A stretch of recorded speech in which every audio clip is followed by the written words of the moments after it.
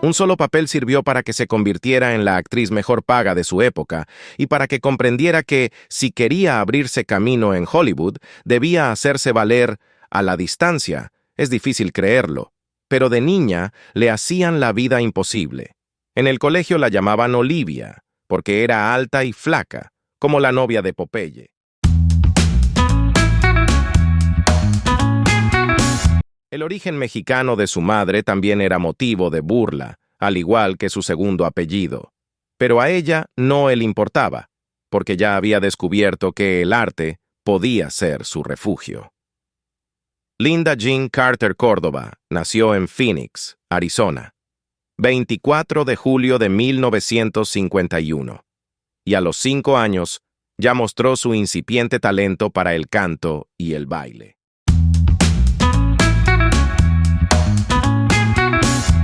Mis padres me animaron a cantar desde que pronuncié mi primera palabra, y desde entonces he cantado todos los días de mi vida. Crecí en una casa llena de música. Mi madre, Juanita, solía cantarle a mi padre, Colby, de origen inglés-irlandés, y gracias a ellos conocí una variedad diversa de música, rememoró la actriz en una entrevista. Todo parecía indicar que su destino la encontraría entre partituras y recitales, y de algún modo fue así, aunque no todo el mundo lo sabe. Una reina con aspiraciones. Ella asegura que no puede precisar el momento exacto en el que sus compañeros dejaron de molestarla y comenzaron a mirarla con otros ojos. Lo cierto es que aquella niña que era dejada de lado, de pronto se convirtió en la adolescente más pretendida, pero no solo sus compañeros repararon en ella. Sus ojos claros, su sonrisa angelada y su 1,80 m de curvas bien modeladas la convirtieron en Miss Arizona primero y luego en Miss Estados Unidos. Con aquel título viajó a Londres para competir en 1972 en el concurso de Miss Mundo.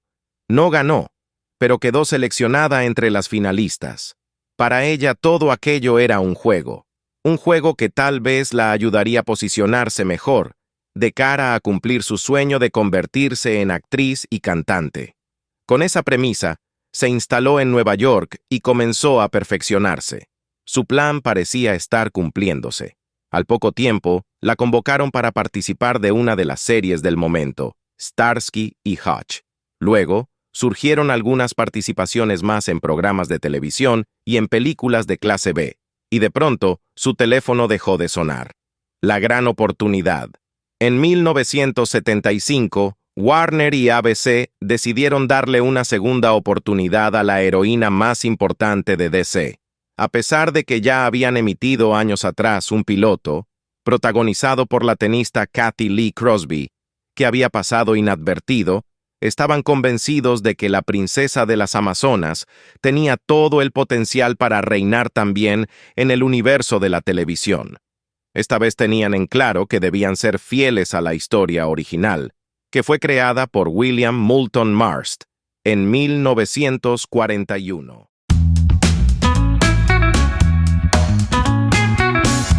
Pero les faltaba un detalle: definir quién sería la protagonista. Se estima que al casting se presentaron más de 2,000 postulantes, entre ellas las que luego se convertirían en Los Ángeles de Charlie originales, Jaclyn Smith, Kate Jackson y Farrah Fawcett. Linda también se presentó, pero cuando los días comenzaron a pasar sin que tuviera novedades, pensó que, una vez más, había perdido el papel. Solo tenía $25 en mi cuenta bancaria cuando recibí la llamada de mi representante confirmándome que había sido elegida para el rol, contó la actriz varias veces. Su situación económica era tan acuciante que, como el pago del alquiler del departamento en el que vivía vencía antes de cobrar su primer sueldo, debió pedir un préstamo para costearlo. Desde el principio, los responsables del programa le dejaron en claro que había sido elegida por su belleza y no por su talento. A ella no le importó. Nada le importaba menos que resultarle atractiva a los televidentes masculinos y estaba dispuesta a demostrar que era mucho más que una cara bonita. Años. Les voy a demostrar que están equivocados. Voy a interpretarla de tal manera que todas las mujeres van a querer ser como yo, o por lo menos van a sentir ganas de ser mis mejores amigas, les respondió. Un ícono eterno. Y lo consiguió. En noviembre de 1975 se emitió el primer episodio de la serie y el éxito fue inmediato. Esta vez la historia atrapó a los televidentes, pero sin dudas el gran hallazgo era su carismática protagonista. El programa se emitió hasta 1979 y el furor por el personaje duraría varios años más. Durante todo ese tiempo, niñas de todo el planeta jugaban a ser aquella heroína sabia y poderosa que luchaba contra las injusticias. Linda era consciente de que estaba interpretando a la primera superheroína de la historia de la televisión, y también de que el éxito del programa dependía en gran parte de su compromiso con el proyecto.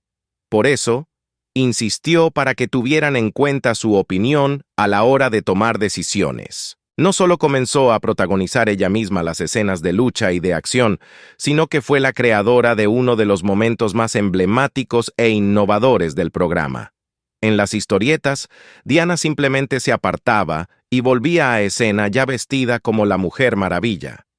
Pero para la serie, los productores no encontraban la manera de encarar ese cambio. Yo era bailarina, entonces les propuse que podía dar unos giros o hacer algún tipo de pirueta.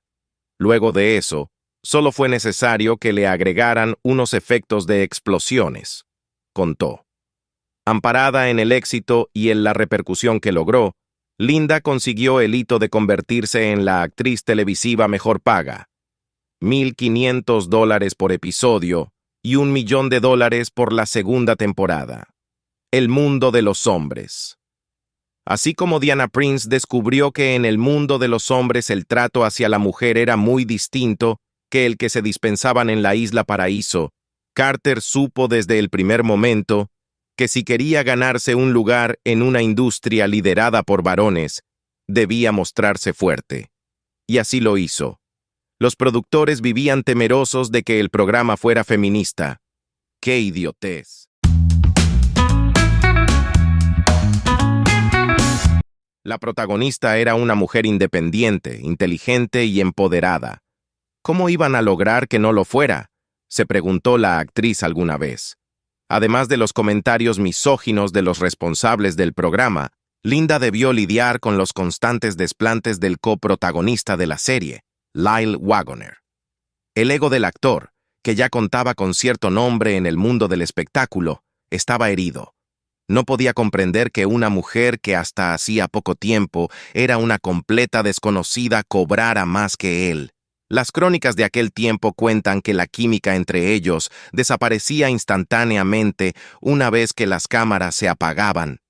En 2018, en pleno furor del movimiento número Me Too, Carter reveló otro episodio que ayudó a vislumbrar cuáles eran las situaciones que atravesaban las actrices en aquel momento. Un camarógrafo había hecho agujeros en la pared de mi camarín para espiarme mientras me cambiaba. Por suerte lo descubrieron y lo echaron. Sin embargo, el daño ya estaba hecho. Por un largo tiempo, me costó mucho relacionarme con los hombres, porque siempre tenía miedo de que intentaran algo más, contó. Ninguno de estos altercados hicieron que dejara de sentirse poderosa. Crecí en la era de las mujeres jóvenes debieron ponerse al frente de sus hogares durante la Segunda Guerra Mundial. Trabajaron duro, y entonces los hombres trataron de poner al genio de nuevo en la botella y no podían. Mi madre decía, «Podés hacer cualquier cosa que desees».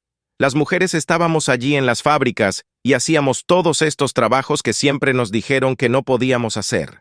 Y cuando nos necesitaron, estuvimos allí, recordó en una entrevista con Entertainment Weekly. La música y sus otros amores. La última temporada de La Mujer Maravilla se emitió en 1979 y la nueva década encontró a Linda en la cúspide de su carrera. Su siguiente paso fue tomado con astucia. Aceptó protagonizar, en 1980, la película para televisión The Last Song, en la que pudo demostrarle al público sus dotes como cantante. El tema principal del film, interpretado por ella, logró alcanzar el top 10 de los charts del Reino Unido.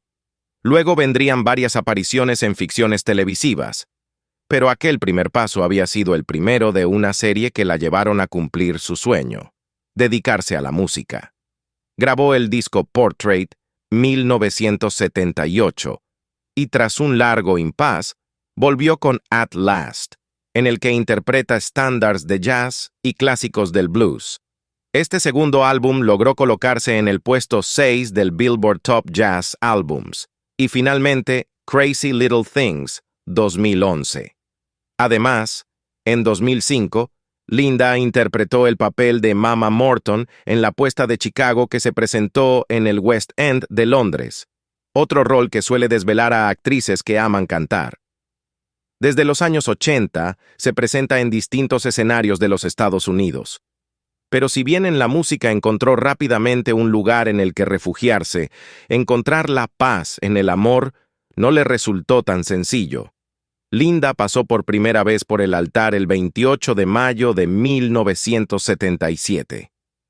En aquel momento, el trabajo era lo primero para la actriz, y a nadie le sorprendió que el afortunado que había logrado conquistar su corazón fuera nada menos que su manager, Ron Samuels. Él era tan importante como ella. También manejaba las carreras de dos jóvenes actrices con destino de estrellas, Lindsay Wagner y Jaclyn Smith. En poco tiempo, Linda se dio cuenta que las diferencias de criterio sobre los pasos a seguir luego de La Mujer Maravilla eran solo la máscara de un problema más profundo. Él quería manejar su vida y ella no estaba dispuesta a aceptarlo. La actriz pasaba más tiempo fuera de su hogar, presentándose en distintos estados con sus shows musicales, que junto a su marido, y comenzó a sentir que se sentía mejor cuando estaba lejos. La batalla más difícil. La crisis con su primer marido la llevó a aferrarse a su familia de origen y a una de sus mejores amigas, Lindsay Wagner, la actriz que por ese entonces encarnaba a la otra gran heroína de la época, la mujer biónica. Si bien la prensa y el público insistían en enfrentarlas, ellas se hicieron inseparables apenas se conocieron y aún hoy siguen siéndolo. Sin embargo, ninguno de sus seres queridos pudo evitar que se volcara al alcoholismo. Creo que tomaba alcohol por la infelicidad enorme que sentía al final de mi primer matrimonio. Bebía un trago por la misma razón por la que cualquier persona se tomaría uno. Pero, al pensarlo en retrospectiva, creo que era más ebria que las demás personas. Lo ocultás de todos, pero las personas cercanas se dan cuenta, le contó hace un tiempo a Oprah Winfrey, y se sinceró. El problema del alcoholismo es tan fuerte que te da vergüenza. Cuando tenés problemas personales, sos más vulnerable a caer en la adicción. Y en mi caso, resultaba devastador. La salida la encontró de la mano de Robert Altman, un poderoso abogado con el que se casó en 1984 y que se convirtió en el padre de sus dos hijos, Jessica y James. Junto a él decidió abandonar Los Ángeles, instalarse en Washington y alejarse de la pantalla para poder enfrentar su problema sin intermitencias.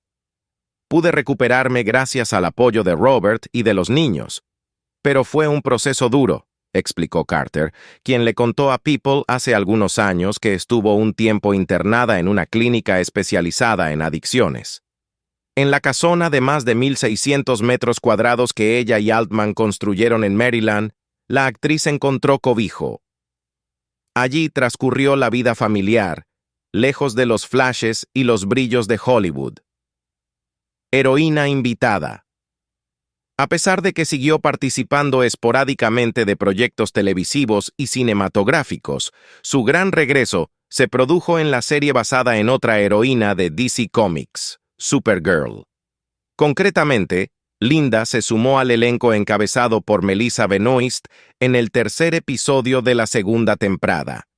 Allí interpretó a Olivia Marsden, la presidenta de los Estados Unidos. Su personaje, un aliado de los superhéroes, al igual que la Mujer Maravilla, luchaba por la equidad y la inclusión, pero más allá de sus buenas intenciones, guardaba un secreto que sorprendería a los fans de la serie. Cuando se anunció que finalmente la hija de Hipólita tendría su lugar en la pantalla grande, Carter lo festejó a lo grande. No solo felicitó a la directora del film, Patty Jenkins, con a la actriz que tomaría la posta, la israelí Gal Gadot, sino que se convirtió en una fuente de consulta del equipo creativo. Junto con ellas, participó de distintos paneles y conferencias, pero el apoyo al reinicio de la historia de Diana Prince se volvió aún más explícito cuando en 2020 apareció en la secuela, Mujer Maravilla, 1984, personificando a Asteria, una de las más importantes guerreras amazonas. A través de las redes sociales, Carter sigue en contacto con su público. Allí, además de recuerdos y anuncios referidos a su carrera artística, suele compartir reflexiones sobre temas de la realidad. Sus cuentas de X y de Instagram suelen estar llenos de mensajes en los que aboga por los derechos de las personas de color, los inmigrantes, los gays y las personas trans, pero también de críticas contra uno de sus enemigos íntimos, Donald Trump. Un enemigo íntimo y el golpe más duro. Si bien ella es una demócrata declarada, la mala relación entre ellos comenzó mucho antes de que el empresario decidiera volcarse a la política. Una de las mejores amigas de Linda es Blaine Trump, quien estuvo casada con el magnate estadounidense desde 1984 hasta 2008. Yo conozco muy bien a este hombre. Vi lo que es capaz de hacer. Lo vi muy de cerca, expresó más de una vez. Por eso, en más de una ocasión, aseguró que les cree a todas las mujeres que lo acusaron de acoso y abuso. Como víctima, no puedo dejar de creerles. ¿Qué ganarían ellas con mentir? Si yo fuera realmente la Mujer Maravilla, usaría el lazo de la verdad con él para saber realmente qué es lo que piensa y cuáles son las cosas que oculta, indicó en una entrevista. En 2021, Linda sufrió uno de los golpes más duros. Su esposo, con el que estuvo casada durante 37 años, murió. En la próxima etapa de mi vida quiero descubrir quién soy, aseguró en diálogo con la revista People. Es totalmente aterrador porque realmente no sé quién soy sin Robert. Nunca en mi vida sentí el amor, el apoyo y la alegría de tener a mi lado un hombre como él. Lo único que quería para mí es que esté sana y feliz, remarcó. En su búsqueda por encontrar consuelo, la actriz volvió a su primer amor, la música. Una de sus últimas canciones, Human and Divine, está dedicada a Altman.